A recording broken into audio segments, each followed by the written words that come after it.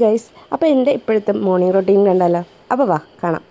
നമ്മൾ രാവിലെ എണീക്കുക, 4 മണിക്ക് എണീറ്റ് കുളിച്ച് ഫ്രഷായി നേരെ അടുക്കളയിൽ വന്ന് കുക്ക് ചെയ്യുക, എല്ലാ പണികളും 7:30 ആകുമ്പോഴത്തേനും തീർക്കുക.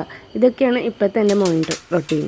രാവിലെ തന്നെ എണീറ്റ് വന്നു കഴിഞ്ഞ് കഴിഞ്ഞാൽ എന്താണോ അന്നത്തേക്കുള്ളത് അതിനുള്ള ആദ്യ സാധനങ്ങളൊക്കെ കട്ട് ചെയ്ത് വെക്കുക എന്നുള്ളതാണ് ഫസ്റ്റത്തത്. അപ്പോൾ ഇന്ന് ഞാൻ ഉണ്ടാക്കുന്നത് വെള്ളപ്പം, മുട്ടക്കറിയും, പിന്നെ ഉണ്ണിക്ക് ഫ്രഞ്ച് ഫ്രൈസ് ഇതാക്കണം, ക്യാരറ്റ് ഉപ്പേരി ഉണ്ടാക്കണം. അപ്പോൾ അതിന് തന്നെ ഞാൻ കുറച്ച് ഉള്ളിയൊക്കെ കട്ട് ചെയ്ത് വെച്ചു.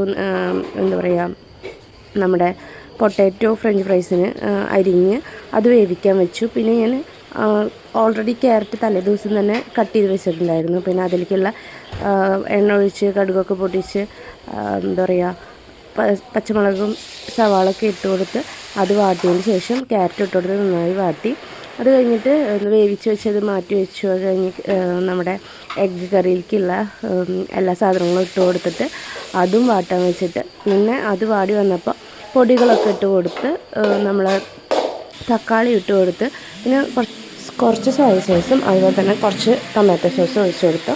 എന്നിട്ട് പിന്നെ നന്നായിട്ട് മിക്സാക്കി അതൊന്ന് നന്നായി വഴണ്ടി വന്നതിന് ശേഷം നല്ല തിളച്ച ചൂടുവെള്ളം ഒഴിച്ചിട്ട് അത് നന്നായി കുറുകി വന്നതിന് ശേഷം നമ്മൾ മുട്ട പുഴുങ്ങി വെച്ചത് തോടൊക്കെ കളഞ്ഞിട്ട് അത് ഇട്ട് കൊടുത്തു.